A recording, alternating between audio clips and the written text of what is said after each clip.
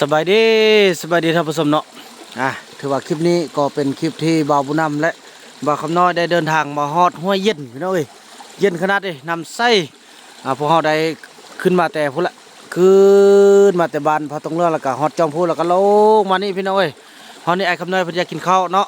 โอเคกินข้าวแล้วก็เดินทางว่ากันต่อไปเนาะพี่น้องเนาะ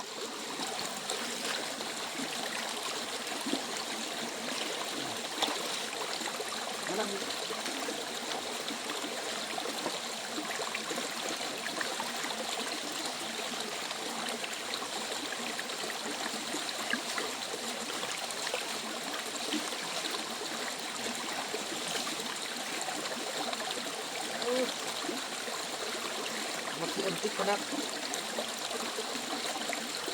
เอาลืมแก้วเนาะ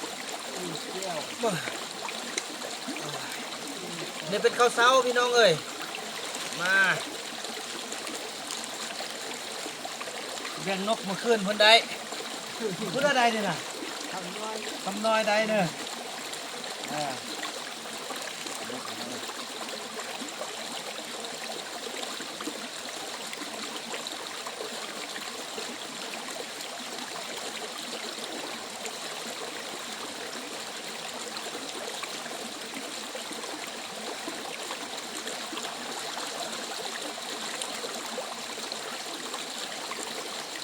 กินช่วย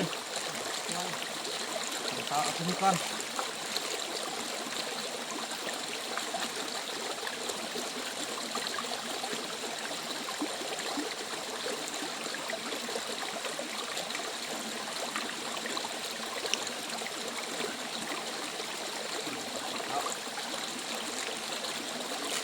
นี่กินมาแล้วจะแปะกันดิพี่น้องกินข้าวกันเด้อสวัสดีพี่น้องมากินน้ำกันเด้อทุกท่านเดินทางปลอดภัยเด้อ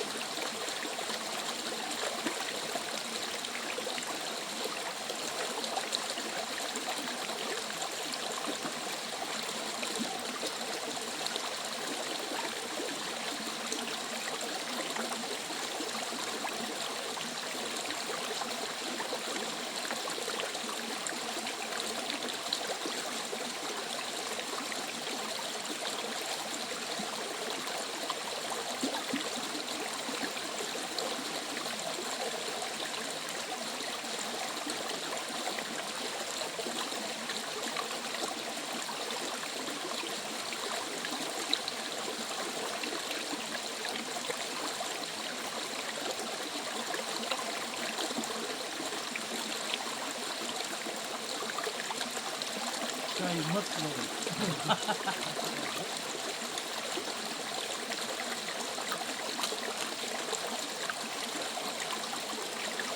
หมดแล้วลูกเอาพ่อยังบอกข้าวไหมนะ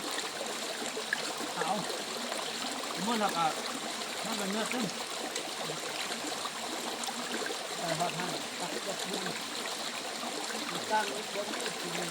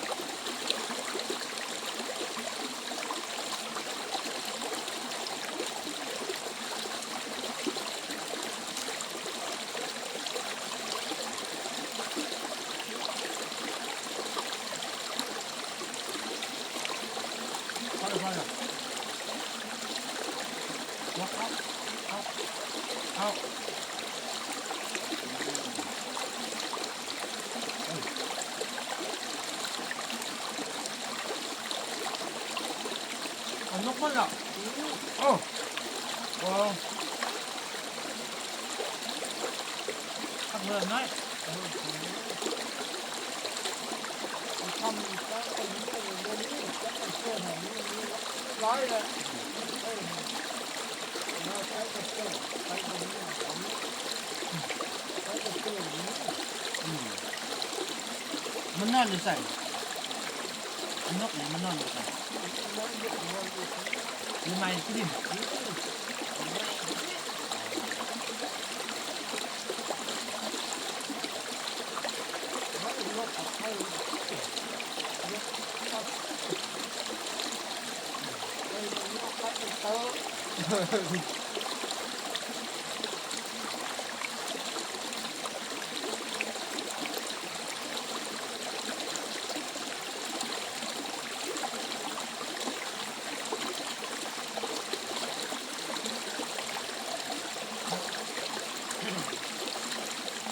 พอใช่ไหม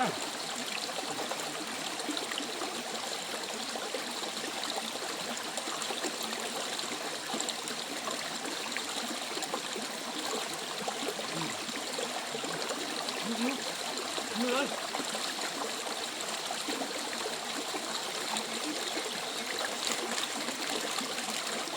เรากินกล้วยป้าจับทุ่ม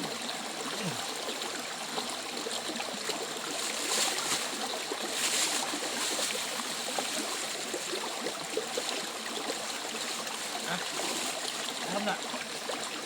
นกประมาณนกใส่ไม่นกใส่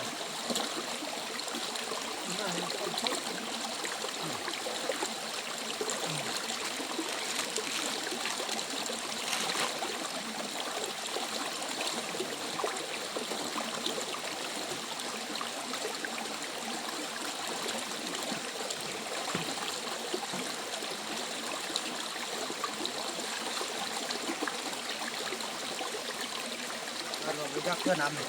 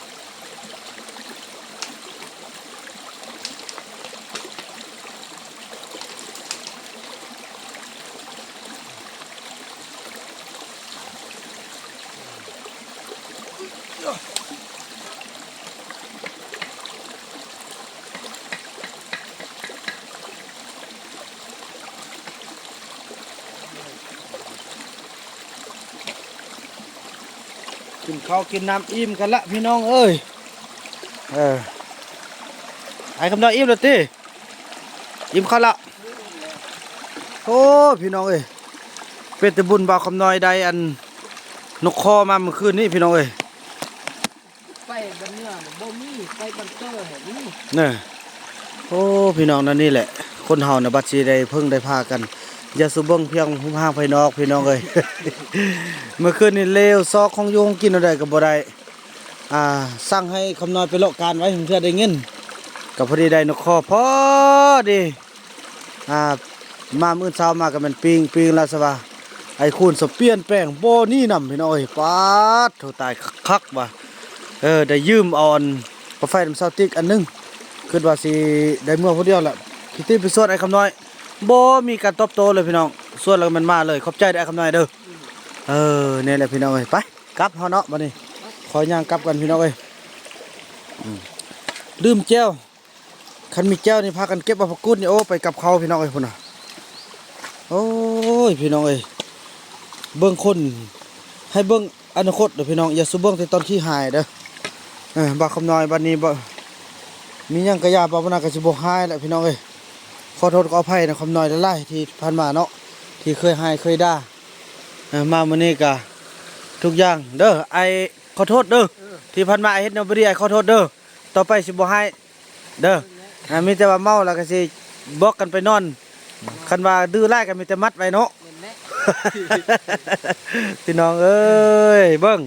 ไปเสดนะไอ้คำน้อยเนี่ยนะไปพี่น้องเอ้ยบ้านนี่เดินทางกลับบ้านกันเนาะนี่ความหนาวพี่น้องเอ้ยไปนี่ได้เฮ็ดซะนี่แหละเพื่อบอกให้อันมีอันนั้นน้ำมอกอยู่เทิงมันจะเป็นค่ายเด้เนาะได้เบิ่งทางซองใหญ่พี่น้องเอ้ยปาบ่นำกับบ่คูนมากอะจุดโป๊ดโถจุดได้มันลางอยู่นี่แหละพี่น้องเอ้ยพอมันไข่เนาะอยู่เทิงมันจะไข่ไล่จังสั้นแล้วพี่น้องคลิปนี้เบานะจะขออนุญาตจบคลิปกันเพียงสำนี้ก่อนเด้อแล้วก็พบกันใหม่ในคลิปต่อไปพี่น้องเอ้ยเดินทางกลับบ้านขอให้ตลอดปลอดภัยเจ้าทินเจ้าท่านเจ้าบ้านเจ้าเมืองเจ้าป่าเจ้าเขาสิ่งศักดิ์สิทธิ์ทั้งหลายทาง16แผ่นฟ้า15แผ่นดินฮอดนางธรณีฮอดไตบาดาลพอละพี่น้องเอ้ยคอยปกปักรักษาคุ้มครองการเดินทางของเบาบุญนำและเบาคำน้อยให้ตลอดปลอดภัยและฮอดเฮือนด้วยไว้ด้วยเถิดเนาะคลิปนี้เบาบุญนำขออนุญาตกล่าวคำว่าสำบายดี